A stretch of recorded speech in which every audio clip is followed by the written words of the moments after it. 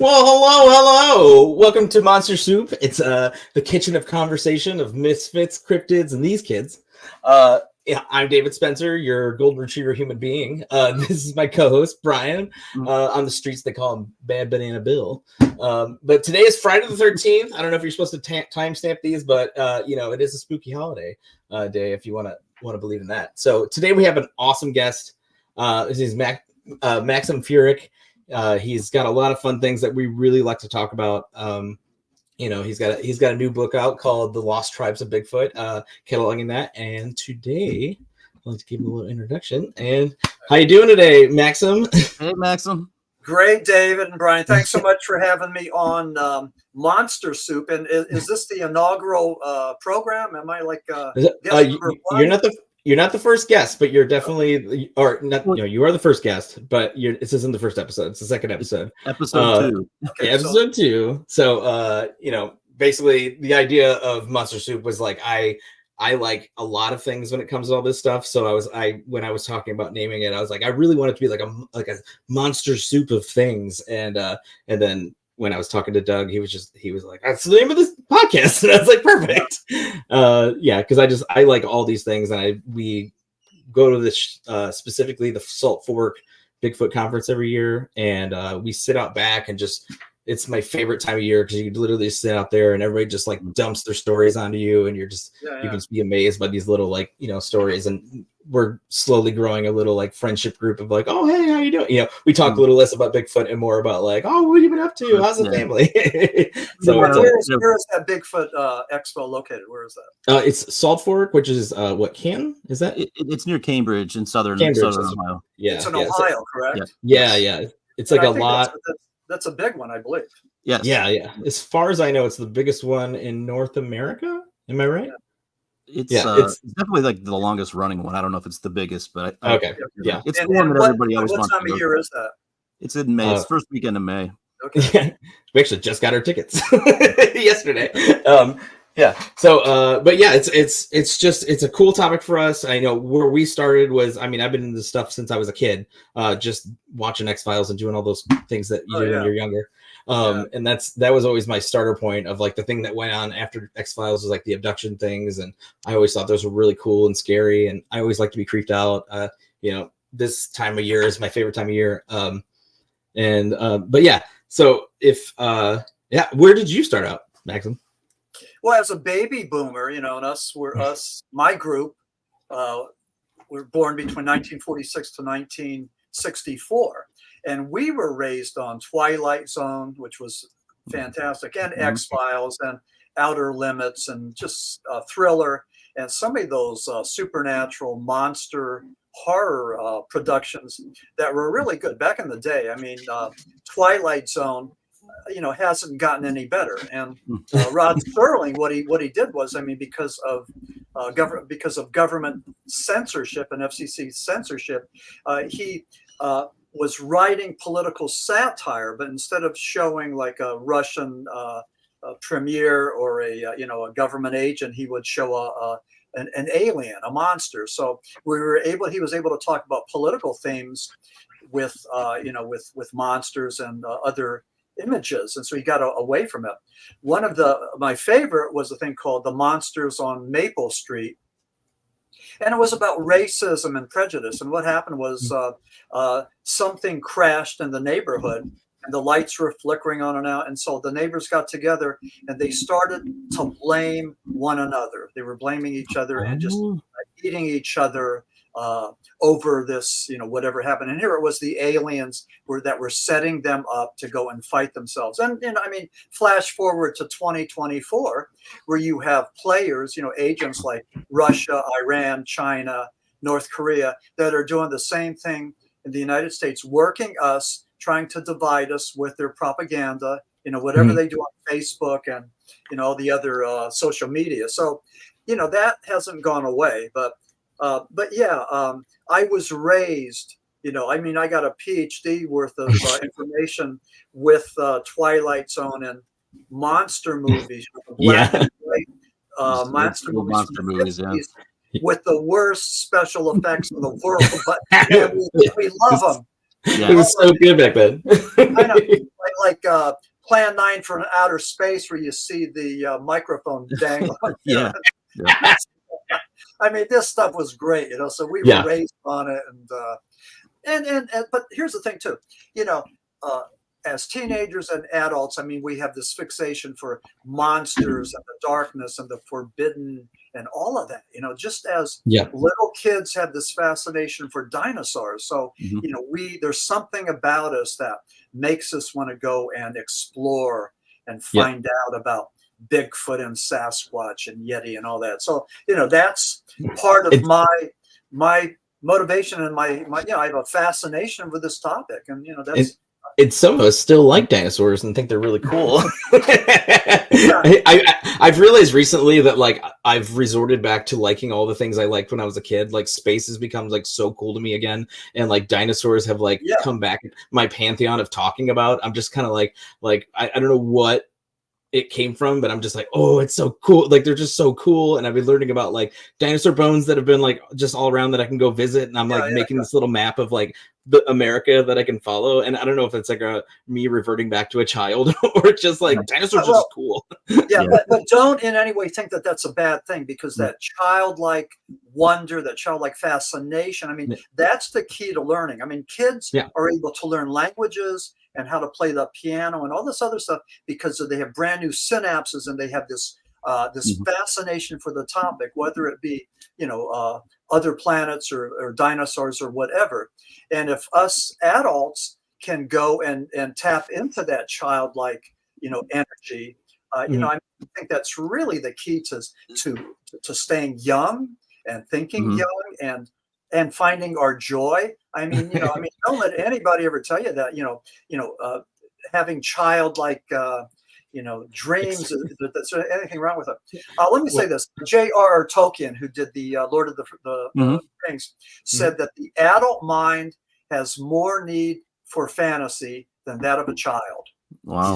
He's the one who underscored that. Yeah, because he's like, hey, just you got to keep that and it's easy to lose that to round the edges of what was so creative back then. And I always think about my dreams. I have very, very aggressively detailed dreams, and I tell my wife about them, and she's a math person, so she's just like, she's like, what are you talking about? She's like, my dream was I went to Walmart and I bought the wrong shampoo. And I was like, what are you talking about? I rode a dragon last night. It was made of licorice.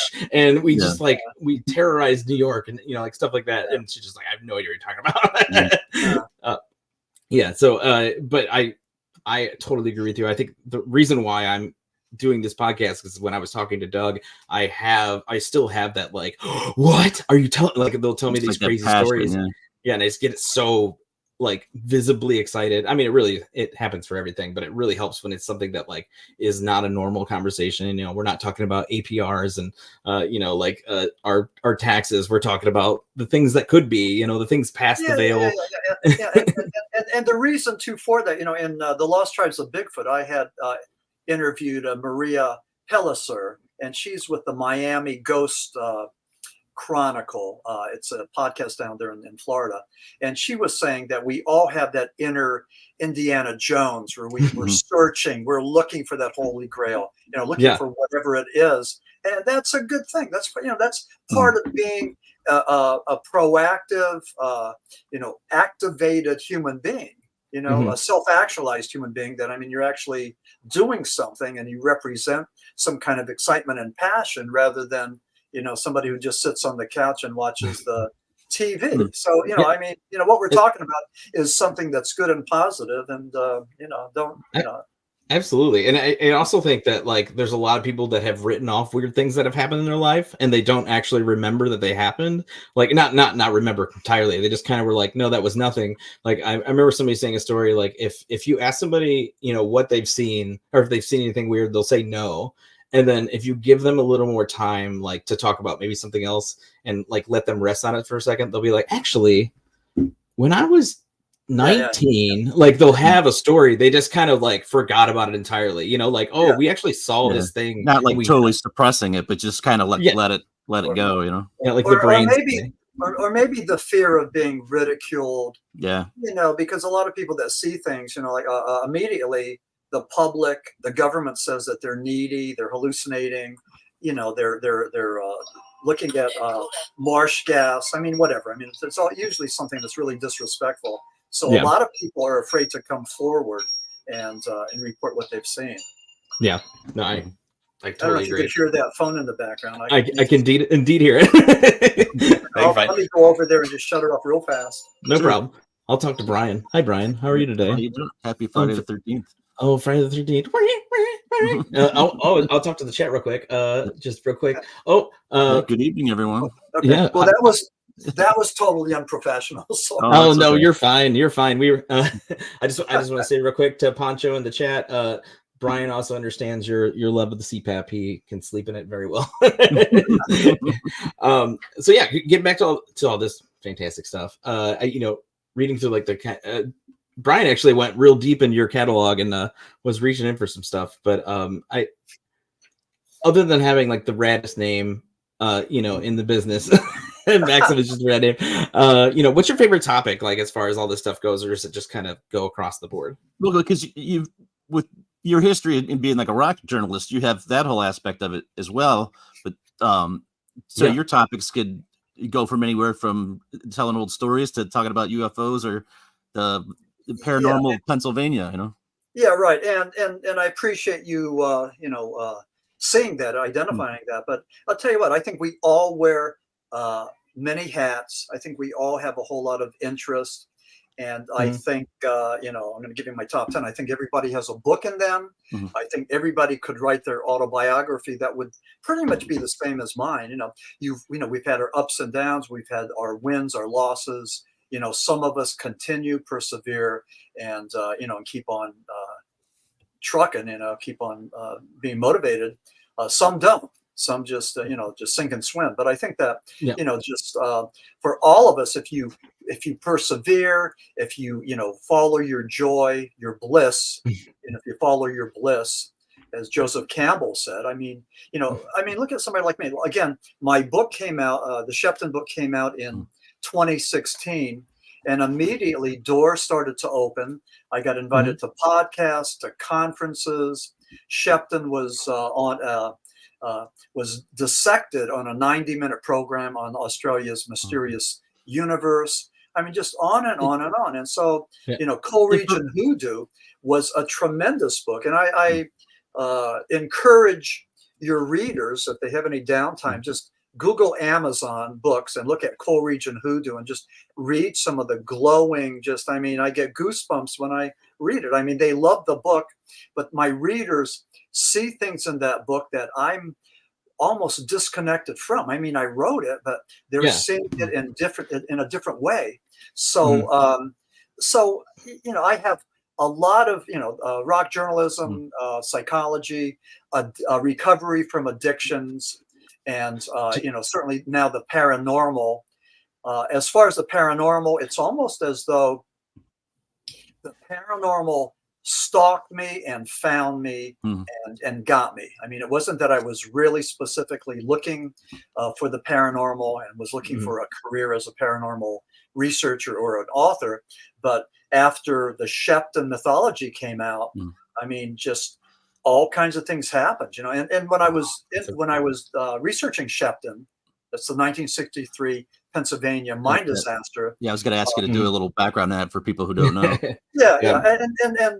But that opened up the doors. But what it was I'm a rock journalist, and in northeastern Pennsylvania, like if you're from Cleveland or Chicago or San Francisco, you have all your hometown bands that have made it big. Well, in northeastern Pennsylvania, the only one that we really had that made it big was a group called the Boys, Buoys. And they had a song called Timothy back in 1971, written by Rupert Holmes. And Rupert was trying to write a song that was controversial. So this song, Timothy, was about 3 guys that were in a mine, and only 2 came out. And it seems like they ate the guy. It was about cannibalization. So that had the yuck factor. And that song rose to number 13 on Billboard, and it was the highest charting song from anybody in northeastern Pennsylvania. So it wasn't it written. The guy who wrote it, that's the guy that does the Pina Colada song, right? Yeah, Rupert Holmes, correct. Yeah, What? Talk about a tangent, which is amazing. Yeah, but Rupert is a real skillful writer. He did some really good. I know, like nobody likes bubblegum, but he wrote some really, really good poppy, rhythmic, toe tapping bubblegum songs. And I mean, you listen to him once, you want to listen to him again. That's nobody's genre, but but I'm just saying that he did some good stuff. He was writing the song to get to add some notoriety to the boys, so that they could pick up another record contract with maybe another label. And what happened, it sort of backfired. The song got the notoriety, not the boys. So everybody talked about the song, the yuck factor, just like, and that drove it. As I was doing my research, I heard about Shepton, Pennsylvania. There was a mine disaster in 1963, and it was in a place called Shepton, a little patch town, tiny little town. And 3 guys were entombed for 2 weeks. Only 2 came out. And back then, as now, there's allegations of cannibalism that they ate this guy.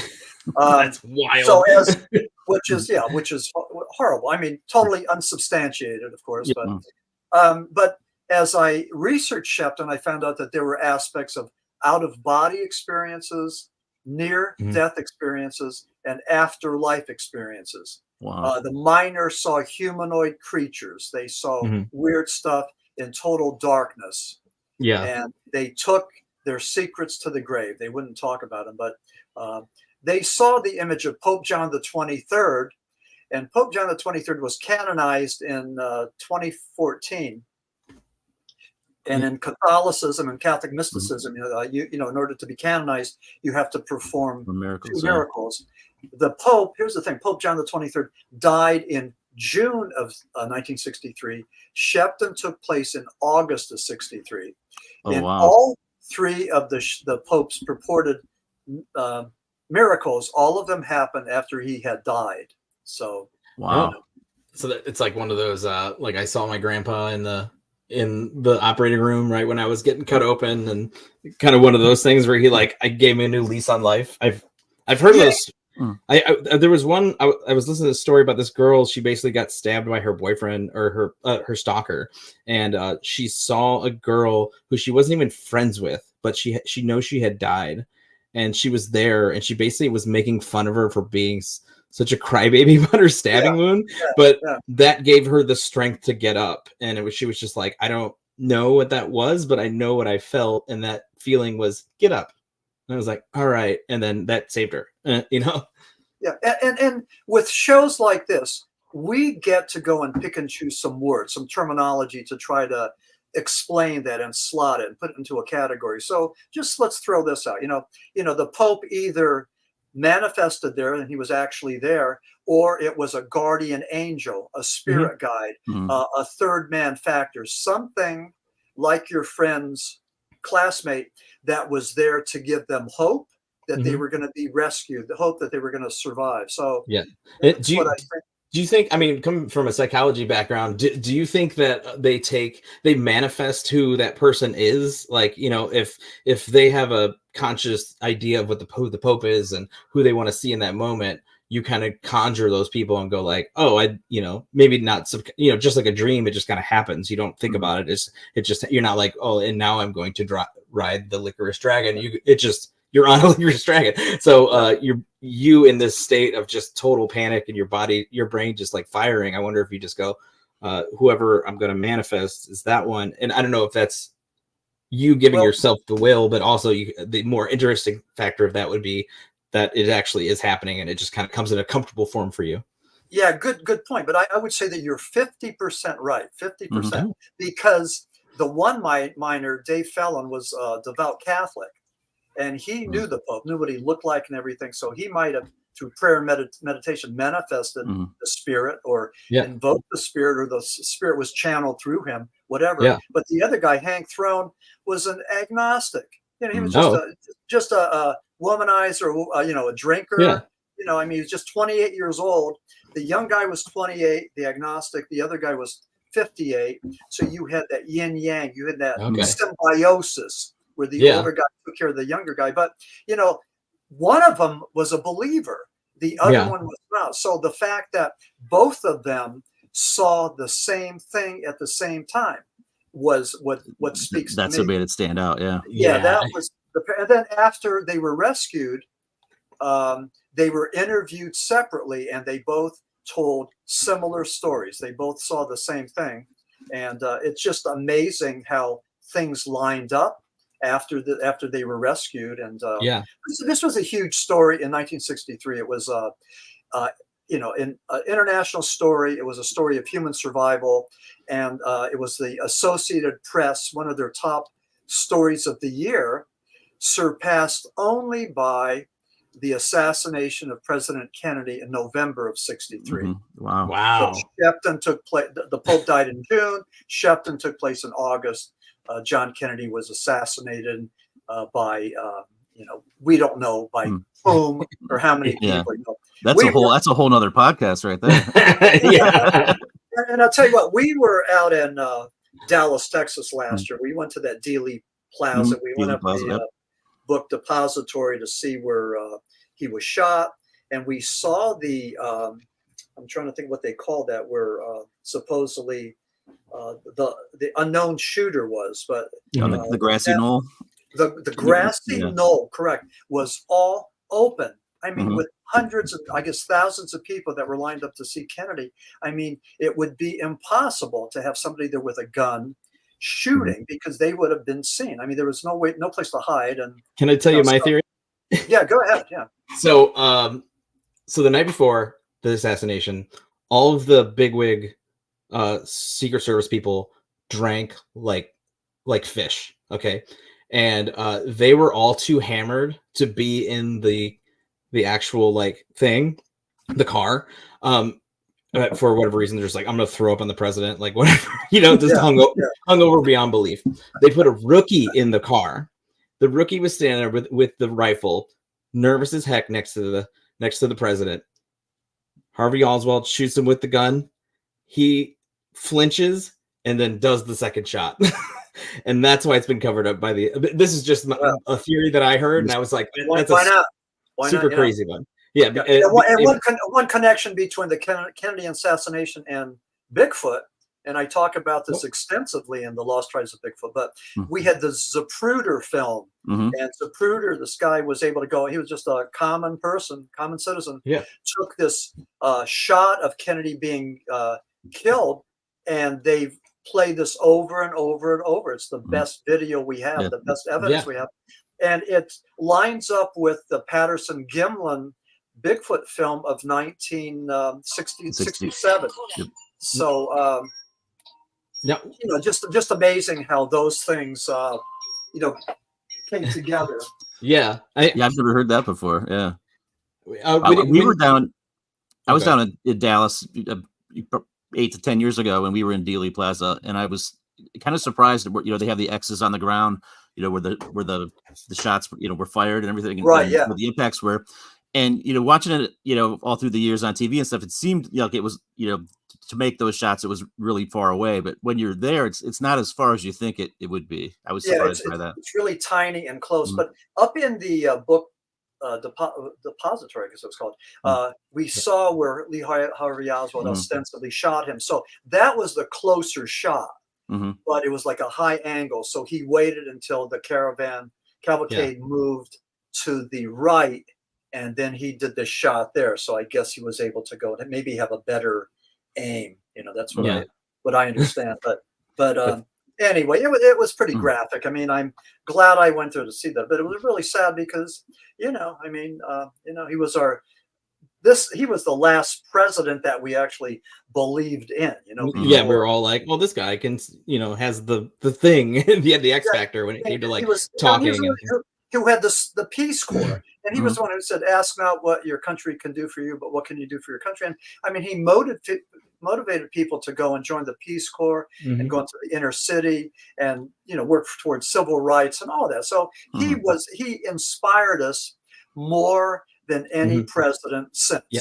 If you want to feel if you want to feel patriotic, listen to his speech about space travel. It like gets me so excited just hearing about that, because that time is it's a time when there was no limits on our imagination. It was just the reason why cars are the shape the way they are is because they were built off rocket ships, and like thinking about that design and having that like post-futuristic look. And you can tell with like the movies that we made at the time that we were thinking forward as opposed to back, and we were doing all these very cool things. And I think we've lost that of like, the same thing with like curiosity. It's like we've kind of been like, well, we can't do that, we've capped. And it's like that's not true at all. Like we're still discovering crazy things in space. Like even now we have like pictures that we've never even been able to realize that are coming out of space, and you're just like, what? Like taking pictures of supernova, or not even a black hole, like just recently, and then there's like 2 pictures of black holes that you could look at. And it's just, I mean, even though to a layman they're just like, well, that just, it looks like a cigarette burn, but like to people who are into science, like, do you know the amount of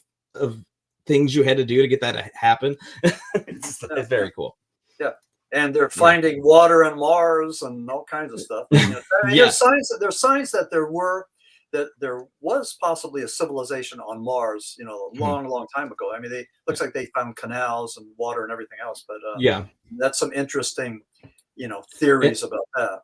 And then it also brings into, like if it was just like a water-based, and there was life forms, but they were microbes, it's like, what does life mean on that planet? Even if it's just tiny life, it's still like a function of life. So like, which means that's a template for another planet, and then another planet, and another planet of being I remember I watched the thing a couple years back that was like, what if another planet exists? And then they kind of went through the science of like what an animal would have to do to breathe, let's say the carbon level was like higher than ours, so like they would have this like different respiratory system, and like frogs just looked like nothing that they showed was like human or earthbound that we could understand, but like the idea of it was cool. And just to think that there's like an entire pantheon of just awesome, cool animals that we haven't even know about, that we'll never know about in our lifetime, as far as we can tell, unless we figure out space travel. In the Lost Tribes of Bigfoot, I address some of that. Like I point out numerous times that there's no such thing as a missing link. That man didn't come from apes. We had a thing called the single common ancestor, the SCA, and at one point, millions of years ago, apes split from us, and they went up the trees, and they successfully evolved, monks and chimps and all the rest. And then man did the same thing and evolved and went up the trees, and then came down as Homo erectus and Homo sapiens. So some of the things that are pretty interesting is that we share 98% of the DNA with chimpanzees and bonobos and gorillas. And I was having a talk with Doug Hychek about that. So 98%, and I always wanted to write a book, the 2%. What's that 2%? What is that? That defines us as human beings. But 98% we share that DNA. And then the other thing is, man walked Earth with Neanderthal, and we know that Neanderthal interbred with Homo sapiens. They believe that up to 30% of us human beings have Neanderthal DNA, as much as 3% Neanderthal DNA.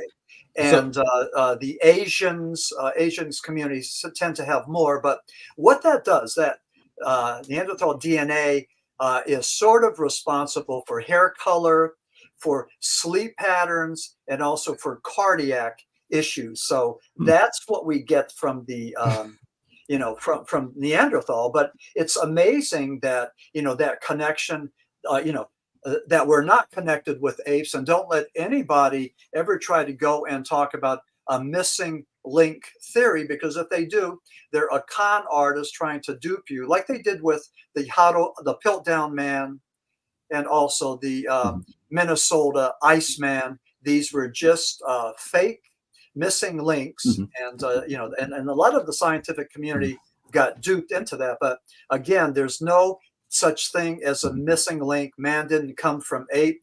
We had a single common ancestor that we evolved from. And again, I talk about this almost like a school teacher in the Lost Tribes of Bigfoot, because we need to address anti-science. I mean, there's too many people that are just telling us a lot of stuff that are just, lies, and it brings disrespect and disrepute to our field of cryptozoology and, the good work that we're trying to do. Mm-hmm. That was one of the things. Oh, go ahead. No, you can go. When I was reading through the book, for people, this would be a good jump off point for people who aren't real familiar with, the whole kind of historical aspect of Bigfoot and everything that kind of goes along with it, because you have everything from kind of like the origins of the names to who kind of came up with that stuff, what regions of the world they're in, to some of the great famous stories, or like the Patterson Gimlin film and the Albert Ostman, which I love to talk to you about. 1924, yeah, I know, yeah. But then you go into some of the famous hoaxes and things like that as well. So and then, the science behind it, it really gives a real background of like an overarching view of the whole concept of Bigfoot and all the little tentacles that go along with Bigfoot and everything. That I really like that. Yeah, thank you so much. I appreciate that. That whole Bigfoot thing, it's like a tapestry, and everything goes into that, including popular culture, including, unfortunately, the hoaxers. And and that's why I have 3 chapters on the hoaxers, because it's important. And for example, with the Piltdown Man, there was a thing called the Heidelberg Man. They found an ancient hominoid, and it was in Germany, and it was authentic. And then in England, these people found what they called was the Piltdown Man. Well, that was a hoax. What it was an old human skull connected to an orangutan jaw. So they played around with it with iron oxide, and they filed down the teeth to make them look more human-like. And at some point, the scientific community and the political community realized that this was a hoax, but listen to this. They turned their heads the other way, because it would be in England's interest to have their own Heidelberg Man, to have their own man that was more ancient and more advanced and everything else. Yeah. Even there was a hoax. So this went on for like 40 years before finally the scientific community said, well, enough. It's not true. It's a hoax. This is what you did. And they got called out. So this hoax was perpetrated, by both the scientific community and the political community because of nationalism. They wanted to raise that flag of Great Britain. Yeah. And again, it was, the Union Jack, and it was all wrong. And the same thing with the Minnesota Iceman. There were a couple of cryptozoologists who desperately wanted to be the ones to find the missing link. And they thought it was this. And what this was a latex suit. It was a con artist trying to go and bamboozle the community and saying that he had found the missing link, when what he had was a fabricated latex suit that that was not the missing link. So I think there's I think the problem with the scientific community in general is, or at least the problem that they have is, they need to allow themselves to be wrong, and it won't ruin their career. Like if you come out and say, XYZ isn't true, and then they find out that, oh, actually you were wrong. Like the whole point of science is to experiment and to figure out and to maybe propose something and not be ostracized by it, which is, a lot of the reasons. I know Cliff talks about it a lot. He's just like, this is a thing. It's not, he doesn't go into the woo-woo stuff. He's more of like I think it's a real thing. So, or like, like an extension of the evolution or whatever. So he goes, that's what that is. And then, but we don't allow our scientists to just kind of be like, oh, you know what, I was wrong. And then it isn't like blacklist them. They kind of like get pushed into that zone. And I think it's just okay to be wrong. I think I think that it should be more celebrated. Like, oh, you took a chance, and then we're not like in this safe zone of like, oh, well, you said, that's the reason why there's only like a handful of people that even like legitimate scientists that like even touch the Bigfoot stuff, because they're just like, I don't want to like I won't be able to do this if I do this, because it's all based on. I won't be able to make a living doing my day job if I get into this stuff. Yeah, I'll give you a good example of what you're just talking about. Guy named John Napier, Bigfoot researcher, took a look at the Patterson Gimlin film, and he said this can't be authentic. because it looks like that 58-second film of Patty, a female Bigfoot, showed a top that looked ape-like and a bottom that looked more like a human bipedal hominoid. And so he said that, it can't possibly be true. That was back in 1972, I believe. In 1974, in Ethiopia, they discovered Lucy. And Lucy was named after the Beatles, Lucy in the Sky with Diamonds.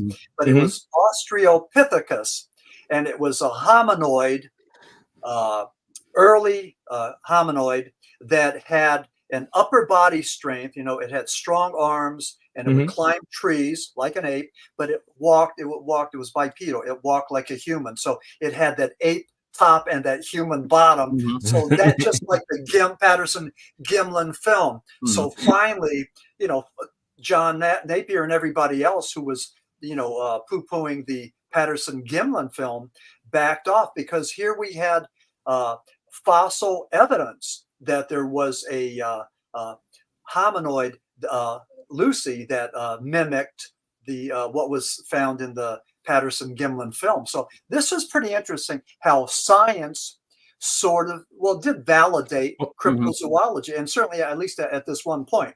And I don't think very many people make a point of this, but it is a pretty important point that I think we need to underscore.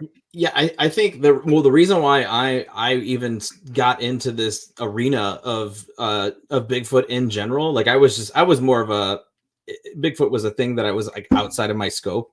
And then I listened to like this couple part series, and they were like talking about the breakdown of like scientifically why the things happen in that film specifically like wouldn't be possible with like a costume and like all these things, just like the movement of the muscles and things. And I was like, exactly. Oh, like, and then I started getting into the the kid like zone of like, I have no reason not to like this. I have no reason to not believe it, because the worst case scenario is I'm wrong and I'm out nothing, it's just, it's an exciting part like that I basically tacked onto my life. And it's obviously been like, I've met a lot of cool people who just are filled with facts and thoughts and ideas and theories about what happens when, what happens when they disappear, what happens when they show up, what noises do they make? Do you think that they're a species that kind of migrates? And there's like lots of theories, and my favorite thing is like everybody has a different thought. Like you can talk to like 20 people in a room, and every single one of them is like, I think this happens. It's great.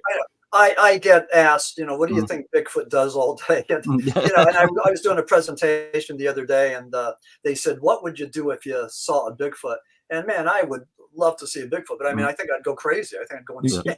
Yeah. I mean, from what, babbling, I don't know what I do, Yeah, from what I know, like at least people that have said they've seen one, they're like, you don't really want to see one because they're the scariest things you'll ever see in your life. And I'm like, that sounds terrible, but it also seems really cool because you have a story now, and you're sitting here with me, and I'm very interested.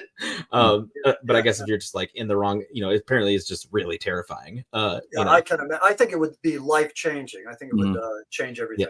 And my wife had said, she was just like, because she's not into any of this, and she was just like, when we went and talked to all these people, and she's just like, do you believe any of the stories they're telling you? And I was like, I have no reason not to. I was like, I'm only here to yes and their story and to enjoy it and take it at face value for what they told me. I'm not here to dissect their story. It was there. I wasn't there. I know that sometimes things are feelings, like they really do like ingest into you what they are. And you go like, I can't describe why I felt the way I felt, like the feeling of dread. When you feel the feeling of dread and you have no reason to, you need to listen to your gut on that.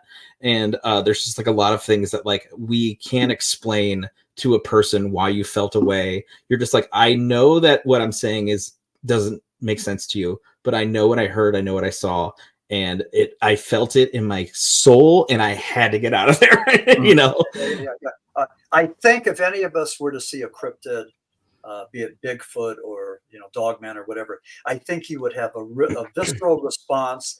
I think you wouldn't be thinking. You would have this gut reaction where you would feel this thing in your gut, and then it would go from there. But that's the most primitive reaction we have. And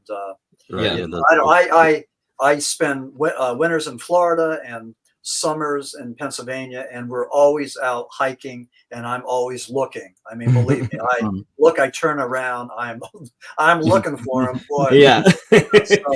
So it always shows up to somebody who's not paying attention, though. That's how it works. Yeah. I did want to say one thing. I covered the Patterson-Gimlin film quite a bit in the Lost Tribes of Bigfoot. I agree with you. I think that it's, if it was a costume, you would see folds and all that, but it's just so tight. You could see the glute muscles, and you could see the musculature and everything. If someone were to hoax a film like that, you would think that it would be longer than 58 seconds. Yeah. And here's something that the whole experience with Patterson and Gimlin took about 2 minutes. The film only was 58 seconds. And just recently that's been slowed down and digitized and looked at again. And, these people that look at primate gait, that just, it shows that it's, not a human being walking, but, something else. The other thing too, there's a parallel between the Patterson-Gimlin film of 1967, which is sort of the, one of the most substantial pieces of evidence that we have. It hasn't been proven or disproven. So I hold that as a valid piece of evidence. But it sort of parallels with the 2004 Tic Tac video that United States Navy pilots filmed off the coast of San Diego. And they were following this craft that just zigzagged faster G-forces than any human being could withstand. And then it hovered. And at the time, the Pentagon was calling these from UFOs to UAPs, unidentified aerial phenomenon. And then this thing went under the water. So they started to call them unidentified anomalous phenomenon. So I would say maybe the biggest problem with all of this, Patterson-Gimlin, the 2004, or is it 2004? Is that when it came out? Or that's when it was made, is that it's not definitive. Like if someone was looking at the Patterson-Gimlin film as it is, they could, without the knowledge that like I was saying with the science and the muscles and stuff, you like, if you're just looking at that, you go like, that's just a guy in a costume, because you're not like really digging into frames because you have no stake in the game. You're just like, that's what it is. And then if you look at the Tic Tac video, you're just kind of like, it's just a green blob on my screen. Or white blob. I'm not looking at anything here.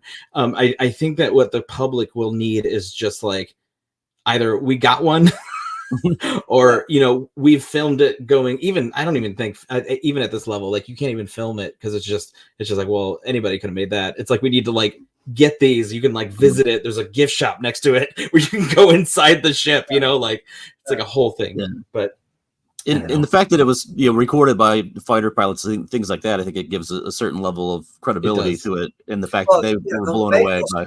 Make no mistake about it. Yeah, it does. It is credible. It's and again, faster and more maneuverable than anything we have, or Russia, China, Iran has. So it's not ours. It's not theirs. Where is it coming from? That's the thing. So 3% of these things we see are unidentified.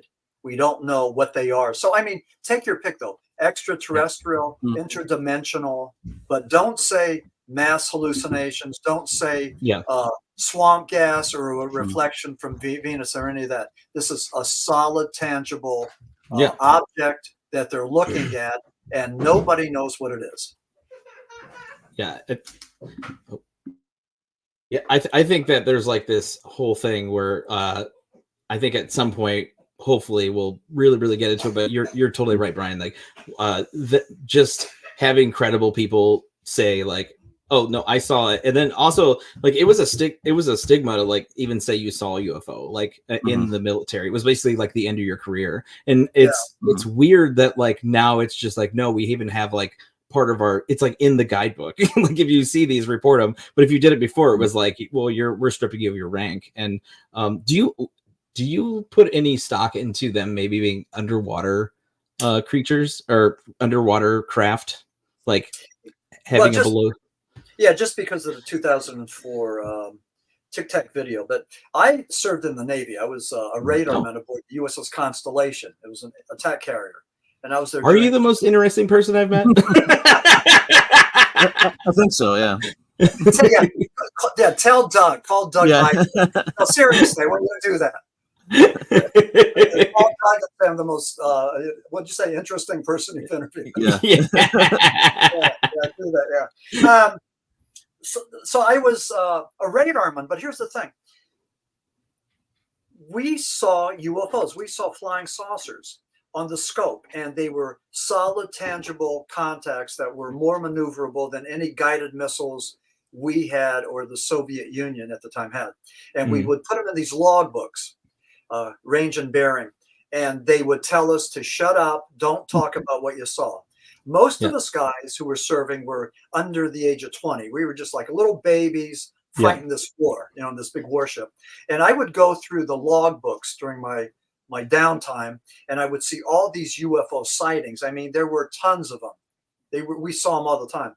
And then the next morning, when it was time for my watch, those logbooks would disappear, and there would be brand new logbooks with brand new UFO sightings. So, you tell me, but there was a way to look at these images on the radar scope to make sure they were tangible, not what we called marsh gas or sea return or garbage, stuff that, wasn't tracking, but stuff that we were actually able to track. So I saw them, and I was part of the cover-up.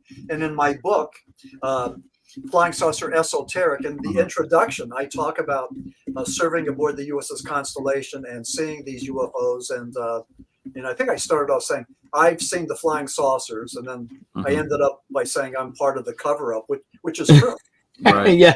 Which is true. So I have a question, because I always kind of ask this question about UFOs, because it's just like something I feel is like contrary to their existence. Not contrary, maybe that's not the right word, but like, okay, so they're usually seen with lights on them. Okay, so they have lights on them. It's some capacity. The fact that nobody has ever like, at least they haven't just like landed in the middle of Times Square and like unsheathed themselves. But the fact that they have lights on them means they have a standard for lights. It means they have like you have lights on a plane because you don't want hit another plane. So if they have lights on their machine or their whatever it is, why, if they're trying to remain stealth, do they have lights on their? Because they would just go dark. No one's up here. I have a state-of-the-art system. There's no reason for anyone to like even look or see anything I'm doing. So I'm just gonna go dark. Why do they have lights? Do you have what would be your theory on that? No, I don't have a theory, but I want to tell you something. They call these UFO sightings a flap, and there was this flap, a series of flaps in New York State.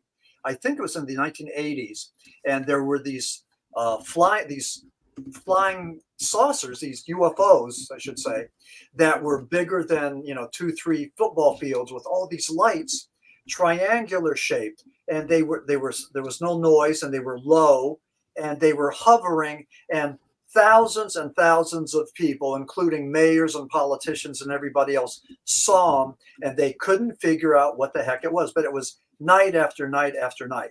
Now, I don't know what that was, but they had the lights on, and people had a chance to look at it, to take pictures, to figure it out. And all the government could say is that it was low flying glider planes with lights flying in formation. I don't think so. I think nobody got the money, the energy, the aptitude to pull that off. It wasn't that. But what it was, I don't know. I don't know what it was, but I mean, it was in New York State, and that was a major flap that everybody saw. So what is it? I don't know. And I don't know why more hasn't been made of that, because that was pretty significant. Yeah. I mean, that seems like it was like consistent. They're like, it's time for the show. It lasted for a long, long time. So. Did you? Going back to your book, you mentioned you talk about like the Chestnut Ridge area. Oh yeah, the Pittsburgh UFO. Yeah, well, that's close to you guys too, kind of. Yeah, so like that is crazy too. What happened there in Pittsburgh and the whole kind of cover up, and people saw some stuff, and then the government's like, no, there's nothing here. It was Pennsylvania's Roswell, essentially. Yeah, exactly. Yeah. Yeah. So that was December of 1965. Something crashed outside of outside of Kecksburg, Pennsylvania, in southwestern Pennsylvania, and it was in a place called Chestnut Ridge, which is actually 4 counties. Which, I mean, all the weird stuff as far as UFOs and Bigfoot seems to happen in Chestnut Ridge. It's a 100-mile stretch that goes from Pittsburgh down to West Virginia. And I'm talking about a lot of weirdness. So anyway, this thing comes down, and then the military comes in, and they throw up like a canvas. They chase everybody out. And then in the dead of night, they truck this thing out. It looks like an acorn, but they cover it with tarps. Truck it out, take it eventually to Wright-Patterson Air Force Base, where the little blue men are allegedly. Yep. So, but anyway, through the Freedom of Information Act, a number of researchers tried to get information on Kecksburg, and all of it is either A, missing, the documentation is missing, or B, it's redacted, i.e., somebody's taken a magic marker and marked over the important stuff. So whatever happened there, again, whether it was our experimental satellite, whether it was a Russian experimental satellite, whether it was a UFO, whether it was a Nazi time machine Glock Bell that came through a time portal, which is the latest theory. I mean, Kecksburg just keeps on getting bigger and bigger and bigger. But anyway, the government is giving us nothing, and so there's so why the cover up? Why tell us that it was this or it was that? I mean, there's no secrets. I mean, this was 1965. Everything has changed. If you find out that it is like something terrestrial or extraterrestrial, like I feel like at some point you go like, oh, this was this. I mean, I don't know if I buy into the theory of like we're not ready for it. It'll break, our thought system, and I'm like, I think that we're very adaptable as a species. Like we see something tragic, and we either our brains kind of like go, okay, let's handle this. It's like anything crazy goes on in your life, you kind of tunnel vision it to get out to the other side. So I think that there's I don't know if that's the case, but. Yeah. Or look at the mass school shootings. Look at little babies, little kids with guns killing people. I mean, we're used to that. That doesn't shock us anymore. And that's horrible. I mean, it's like the worst it could be. And we're just like, oh, yeah, another one. I mean, an alien creature showing up. I mean, that would be good. Yeah, I know. We would be like, as long as he doesn't have an AR-15. They're armed. They're armed. Yeah, I know. I'm so curious to know why the quote unquote men in black or government comes in like after a crazy event. Like, what is that process? And if that's true, then like I always feel like it's like military people will be like, they saw this, these other government people come in and they're like, and they just cleaned up the scene, like it was crazy. So like there's like these hierarchies of like so many layers of so I don't know what the point would be of it all. It's again going back to like why do they have a light system? Why are they showing us sometimes and then zipping by us another? Is it something that's like we can't give them too much, or if we are just to be observed, it is just to be observed, and there's like a no touch rule. It's like what is it? It's like when you go to the zoo, they're like, you can look at the panda, but you can't go home with the panda. I think people like John Keel and Colin Wilson and some of these people, talked about maybe these entities are toying with us. Maybe they're playing games with us. Maybe they're just, we're in their sandbox and they're just messing with us because I mean, just things that, there's just too many things that happen that are hard to explain. Rosemary Gailey talked about Bigfoot being shapeshifters, how you see them in front of you, and then they have a thing called bilocation, where you'll see them in front of you or behind you. She called it rapid transport. So there's a lot of commonality between Bigfoot sightings and also UFOs. They sort of zigzag in and out.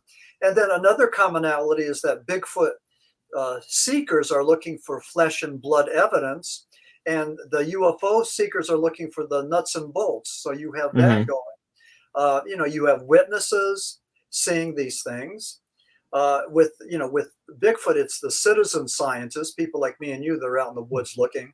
But with UFOs, you have government agencies that were tasked for figuring this out. From Project Blue Book, Project Grunge, Project Sign. I mean, over the years, you had all kinds of people, and even J. Allen Hynek, an Ohio boy, who at first was a skeptic, and then he said, "Wait a second, I think there's something there."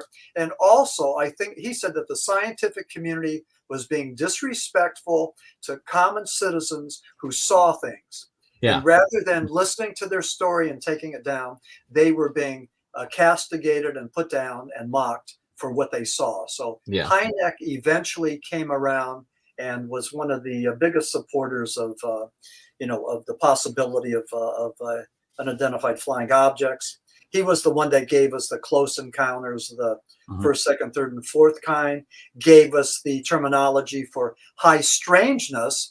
That, like if you see lights in the sky, well, that's kind of strange. But if this lights in the sky hover over your car and shut off the car engine, then that's like a level of high strangeness, surrounded by all these other things. So, I mean, one thing is one thing, but when you have two or more, then that adds up.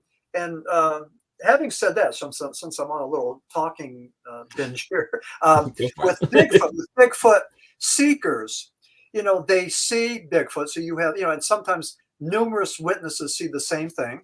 They have tracks that are bigger, wider, deeper than any human being or bear. They hear sounds like whistling sounds, and even some people come out with their equipment to go and tape record that. So you have sounds that are off the charts that don't fit in with birds or dogs or anything else. Yeah. So, a number of things that just, tend to tell me that there's something there. Yeah. Certainly not a body, and certainly not DNA, but a number of things that, that add up to high levels of strangeness, which really means that there's something of significance. You can't just discount it. Yeah, I 100% agree with that.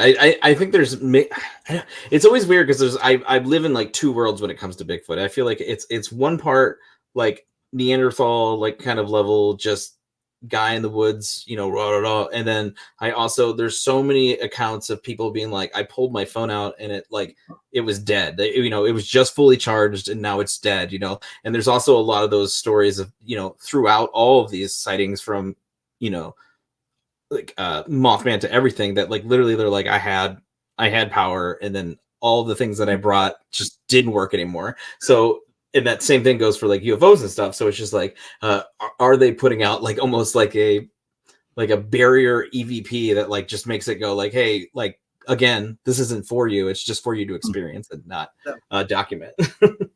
Yeah. And what about this? I remember years ago reading about Bobby Kennedy. And Bobby Kennedy had some sort of electronic devices in his office that if anybody came in there and tried to secretly tape record him, there would be this interference. They couldn't do it. Like jam the signals. So if we had that technology back in the 60s, I mean, don't you think that the Space Brother might have something to cloak us, to keep us off the grid, to maybe make themselves impervious to trail cameras and the other things? Yeah, probably a little more advanced than we are. I would think so. I mean, I would hope. Yeah, I mean, because we are destroying ourselves. We are self-destructive. We wage war. We're polluting the planet, and and I'm sorry, but global warming is a reality, and we're paying the price for it. I mean, I live in Pennsylvania. I've never experienced summers with all these days in the 90s. Yeah. In the I'm like, 90s. why is it? I've never gotten to a point where I was like kind of over summer. And this was the first year I was like, I could go for some cold weather. And I'm not Yeah, that way ever. You know? and these boomers will say, well, there's 100-year cycles. And I'm not a meteorologist, I don't know, but they say there's 100-year cycles where this happens. Well, all I know is that we're having more fires and floods and hurricanes and everything else. I mean, come on, it's like Armageddon. So just, I mean, if you ask like somebody who's in like a third world, who's kind of like we like send our trash to them, like they'll let you know, like, hey, no, things aren't great. You know, like we kind of live in this little bubble because we live in America and everything's great. You know, like we're just like, oh, you know, like we go to Walmart to get our food and stuff like that. Like if you go to a place that doesn't have these like amenities, they have, you know, the dirty water that's been polluted, and you know, they're like, no, our rivers are like diluting away and just they're creeping up on us, and you know, they're feeling the things that we have yet to feel, and we're already at a fever pitch. We push past that. We still have drinking water. Yeah, exactly. You know, after this interview, I'm going to get a nice cold drink of water. So, you know, I was going to say too that with Bigfoot, with Sasquatch searchers, you know, I think that collectively those guys need to be the spokespersons for the environment. I think they need to follow in the lead of John Muir, the naturalist, and just talk about preserving the ecosystem, respecting the environment. And you know, John Muir talked about, you know, you go into the woods and you look into the face of God. I mean, it's a spiritual thing. So protect that and respect it. And that's what, you know, the natives, Indians from British Columbia believed that Sasquatch was a protector of the environment. Yeah, I think you know, I watched the thing about the the ecosystem that is the rainforest. So the rainforest, you know, there's a tree there, but that tree also has the, you know, fruit on it, and that fruit has a thing that feeds this bird, and this bird also like defecates inside of the plant, but that plant produces this thing for the ground, and so it's the whole thing is a unit. So when they go through and cut all these trees down and they replace them with a palm tree, thinking, you know, or you know, to make the palm oil or whatever, or to be like, oh no, we put a tree there. It's like, yeah, but you didn't. It's not a diversified, you know, ecosystem now. We're no longer having the bird that gives the plant that gives the ground thing. So we're just kind of doing it wrong, and I hope at some point, obviously we're kind of in this like loop of, you know, like, oh, well, it just costs a lot of money to do that. But like, I would hope at some point, like science and people will kind of get together and go, oh, you know what, like we can figure out a harmonious way to have an ecosystem, but also exist here and not like just put our foot down and go like, well, that's broke now. Let's move. Not destroy the entire planet. And the Lost Tribes of Bigfoot, I have a chapter called The Land of the Lost and Found. And I talk about all these species that are being discovered, you know, species that we thought were extinct. And then we find, you know, whether they're sharks or, you know, turquoise tarantulas or whatever, and just crazy stuff. But anyway, what's happening is we are losing so many species today at a rapid rate that these biologists are going out there into the jungles looking for these species. They claim that only 20% of the species have been identified. So right now there's this real mission to go out there and identify as many of these hidden species that they can. So this is sort of like a renaissance right now because of you know, this extinction, because of global warming and all the bad things happening. There's sort of like a renaissance where these biologists are going out there into the jungles and looking for these species and finding them. So, you know, it's sort of a wonderful, glorious time for that. And, you know, but and then we'll see where we go from there. But, you know, these are... I think we're, I mean, definitely right now, I mean, me and Brian talked about it last week, but the surge of people looking for something like a Bigfoot now is bigger than I feel like it's ever been in like it's in the zeitgeist now. Everybody's kind of and I think it's just like a lot of people who kind of grew up with these weird things can kind of also explore these weird things that they were into, and they're like, oh, you know, like I always have been in Bigfoot, and then they run into somebody who's like, oh, me too, you know. So like you get your little like silos of people that so like you can go to Walmart now and get a Bigfoot t-shirt. It's not weird. It's just like, I'm into it, you know. Yesterday I had phone call from Daniel Benoit. He's down in Virginia, and he puts on this annual Bigfoot expo down there in the woods of Virginia. But he called me up and asked me if I'd want to be a guest presenter. So I said, yeah. And so he put it all over the internet today that I was the first guest speaker to be selected for his 2025. So that was kind of congratulations. Yeah. Yeah, man. I might have to make a little trip down there. Yeah, that's cool. I can see why. I mean, like, honestly, this has been a great talk. You were just filled with little tidbits and knowledge about all these little things that we've been thrown at you. It's fantastic. But so where do you have a theory on what happens when they disappear, when they're in eyesight and go away? Do you have a thought on maybe what might happen? You obviously, these are theories. You don't have to commit to anything, but no, I mean, I wonder, I think that Sasquatch has family units, and I think they find ways to survive and procreate and all the other stuff. I mean, I don't know if they hide in caves or what, or if they just are interdimensional. I mean, the thing is, I mean, I think there's paranormal aspects to Sasquatch. So I think that there's something that's out of the realm of science.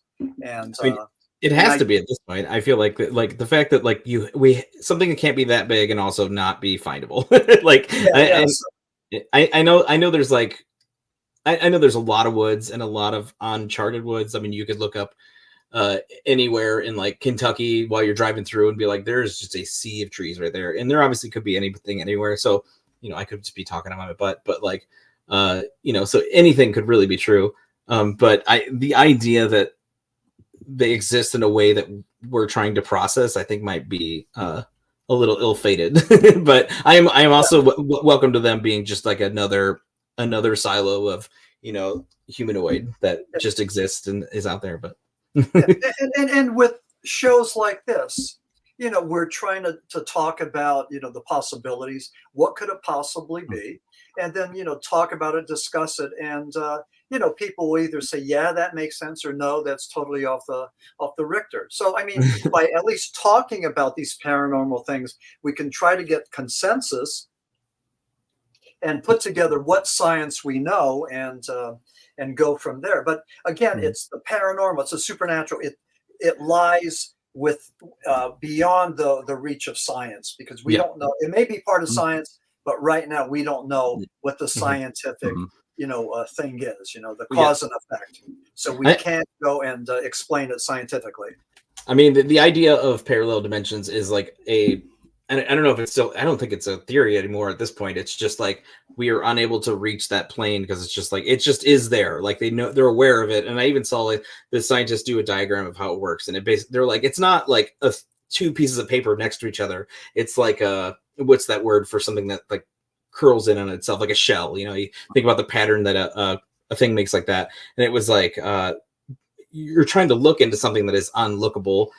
But for them to kind of like transfer in and out of that, or whatever these weird things are, we're just kind of like vibrating on their scale for a second, and it goes away. And it could just be literally like an overlay over a reality of like, no, these crazy things are just happening like right here. It's just they're not here for us. Yeah. Well, Einstein in the 30s talked about the wormhole theory. And if you talk about the space brother, let me illustrate. Let's say that this represents, here's the planet, and then the space brother has to get to Earth, which is trillions and trillions of light years away. That would take anybody far too long. We don't have the time or the technology to go that far in a short amount of time. So Einstein talked about folding that space-time continuum, and when you do that, you have a bridge or a wormhole, so you could go from A to B like in a fraction of a second. So that theoretical wormhole theory is a theory that so many people like John Keel and Jacques Vallée and myself sort of hang our hats on, because that's the best theory to come down the pike in a long time. I mean, I don't know of anything else that explains it and makes sense. So, especially when it comes to like UFOs or something like that, for them to get from one side of the galaxy to the other, you would have to have some sort of science like that. Or, I mean, just the was it the Voyager that we sent out in like the 70s? It just crested our solar system like 2 years ago, like and they had to just travel, and that's just within our seeing distance, and there's so much more space past that. It's amazing. So I find that stuff so interesting and cool. I would hope that with Bigfoot and UFOs, that people out there that have an interest would also have an interest in anthropology and zoology and astronomy, and and all of that, just to add to their knowledge and to add to the body of knowledge that we really need to have. So I think by educating ourselves and speaking, intellectually or intelligently about the topic is going to go and do well for the realm of cryptozoology. I mean, and to get the respect that we need, not only from the scientific community, but also from the public. So I think we all, it's not, and I mean, I know they call guys like me woo-woo, but, I mean, they call the other side apers or knuckle draggers or Bigfoot tramps. So, there's a lot of disrespect on the side. So. I mean, maybe in 30 years, I mean, we couldn't even fathom the idea of an iPhone, 30 years ago. So, or maybe not 30, but in the 60s, it was like the entire space program is right here in your hand now. So maybe just give technologies. I feel like we're just on the cusp of a technology we're not even imagining yet. There's some idiot or some savant somewhere in his garage making something that can talk to a different dimension or something that he's just no, all you have to do is this and this, but I it's just right out of our grasp, I feel. And speaking of your iPhone, if you take a look at my new book, The Lost Tribes of Bigfoot.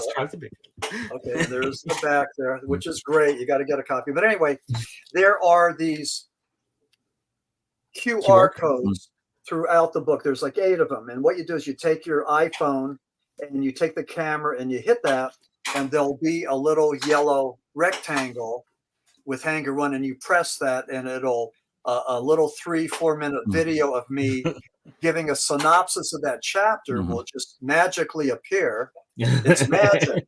And that's throughout the book, but that is so innovative, and you got to give Doug and Alex Highcheck credit for. Especially when you're describing something and you're and you're just trying to visualize it. I'd love to see a picture, and you can just kind of go right to that. It's perfect. And get an explanation right from the author. I think that is so cool.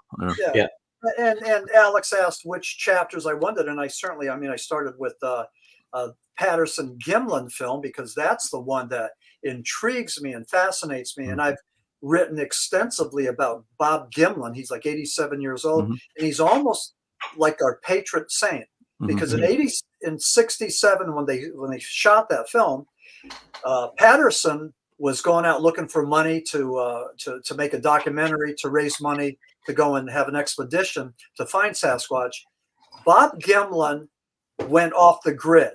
He was just riding his horse in the wilderness, and finally, after I don't know how many decades, the Bigfoot people tracked him down and invited him to these Bigfoot conferences, and he's like the prophet. He is like the God. Finally getting the recognition he deserved. Finally, because they were laughing at him and taunting him, and his wife won't even talk about Bigfoot, But anyway, it's got to give it time. She will. But so just to kind of wrap everything, I know you're probably I would love to have you back on, because you obviously have 1,000 things in your head, and I would we can touch on more of this stuff even more. Your book, The Tribes of Bigfoot, if actually Brian I think said it best, if you're looking to get into any of these things on a level that's an entry level, understandable, he said that you laid it out in a way that's very digestible. If you're I don't know about XYZ, you could just go to that paragraph and be oh, that's what that is. He was it is very user friendly. So thank you so much for that. Somebody said that it had a really good sequence and it was understandable. And I think as a writer, and I like the word writer rather than author, but as a writer, you have an obligation to your reader to make it readable, to not give him or her data overload. And even though a lot of this stuff is scientific gobbledygook or scientific theory or whatever. You need to go and present this in layman's terms so that we all understand it. So, yeah, it's as simple as that. But I mean, I love researching this. I love writing it. And I'll tell you what, with the Lost Tribes, I think it's my best book yet. And Co-Region Hoodoo was tremendous. So I think this is like another step above that. So, yeah. I think Hangar One is really excited as well for the, the book just came out. So we're We'll definitely go out and pick it up. The Lost Tribes of Bigfoot by Maxim Furek. Definitely. So awesome talking to you. I knew this was going to be a good talk. Like the moment I talked to you, and then the moment we did a little digging into what you did, you just like, it's just so much fun stuff to talk about in the best way possible. This is our wheelhouse of joy, and like we can talk about all the adult stuff we have to do. Not that this isn't adult stuff, but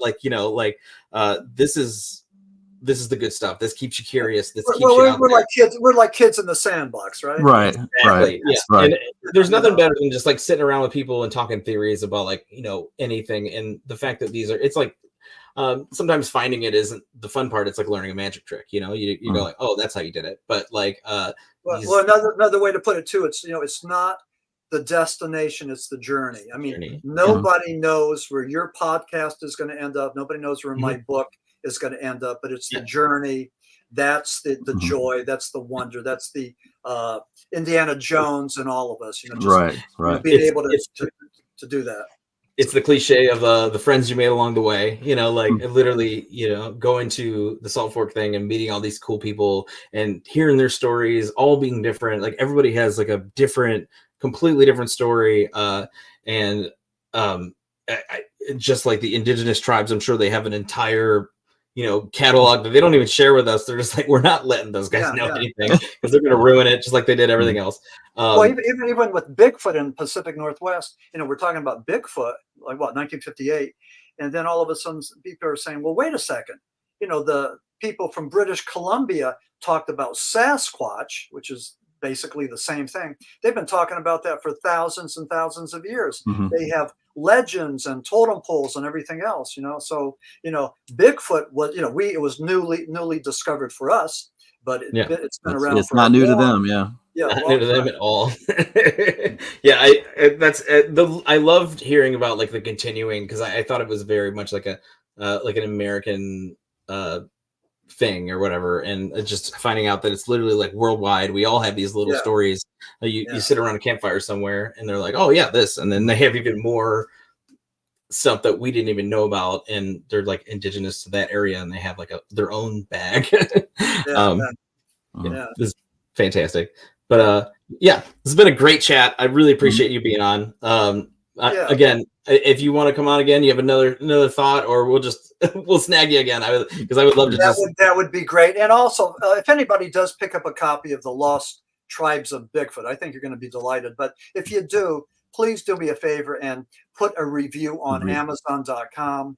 As a struggling author, we need that. We need those reviews. It really helps, the whole system. So if you could do that, that would be great. So, and if you're not going out and buying it, just put a review anyway. I don't care. Yeah. Help the man out. I know that with children's books. I didn't realize that until after I did my children's book that you were supposed to tell everybody go review it. I was just did you like it?